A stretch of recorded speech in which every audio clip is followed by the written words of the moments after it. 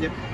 Well, this is back-to-back days where you guys kind of started in the hole, but today you were able to bounce back and come out with a win. What was kind of the offensive mindset for the guys? Do you think to kind of jump back in it? Well, we felt pretty good, and I know after their first starter Detmer that they've scuffled a little bit on who they start, and so it was important for us to get that guy out of the game. The one bright spot from last night is that we forced them to use a lot of their main relievers, and some of those left-handers threw between 30 and 40 pitches, which was key.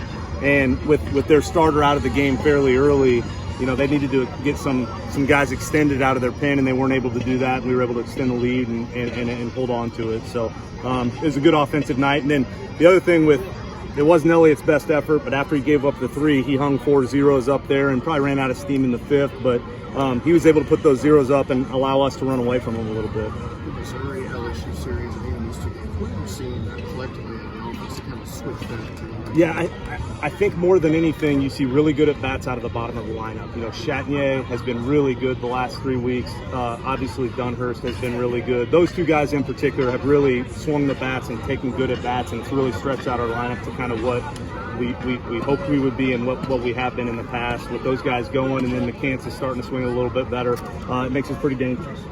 It's been the key to Mallett's just the last, I guess 2 months he's been pretty good. I think more than anything, Chase, he's filling up the strike zone. You know, he's always had pretty good stuff, but he's thrown 2 pitches for a strike, and his velocity has ticked up. You saw a lot of 93s and 94s. I think last year when he got hit around a little bit, it was more 88 to 91. So he's throwing harder, and the breaking ball's always been a really good pitch, and he's throwing them both in the zone, and I think pitching with some confidence. So he's been key for us. With Maddox out, he's kind of filled that role, whatever that role is, and he's been really good at it the last couple of weeks. Where does that feeling come from? Obviously, you don't just wake up and throw 95 overnight. Yeah, I don't know. Really good pitching coach, I guess. I don't know. He has continued to come on. You know, like, if I'm being honest, you know, I think probably back in January and everything for us as a coaching staff, he wasn't probably in the mix of the 8 guys or 9 guys that Mike and Carl pretty much use, and he kind of forced his way in there. Some of it is injury and everything else, but he's thrown really well in his opportunities, and his role has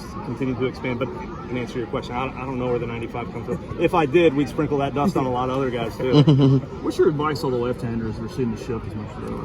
Yeah, it's hard. There's some guy in like the second row behind home plate that really gets frustrated with me when I run back because we don't bunt into that. But one key thing was a couple weeks ago against State, Graham laid down a bunt, so their third baseman does have to hang out over there, and that is big.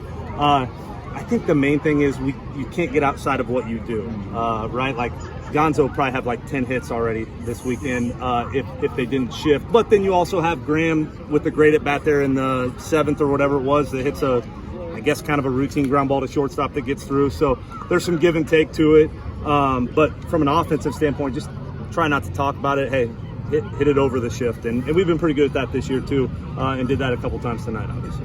It's been the key to your group just hanging in. I mean, 7-14 2 weeks ago, get a chance to get back to 500 and never kind of lost it there. Yeah, it's a really good group of guys, and I think you guys know that from being around our program for a long time.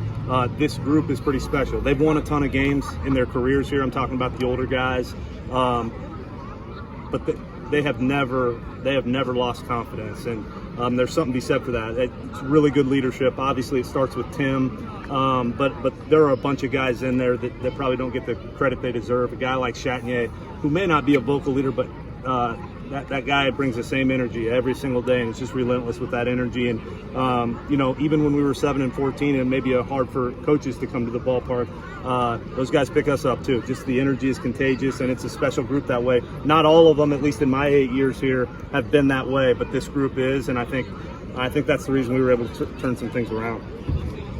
Thanks, Mike. You got it. You got it.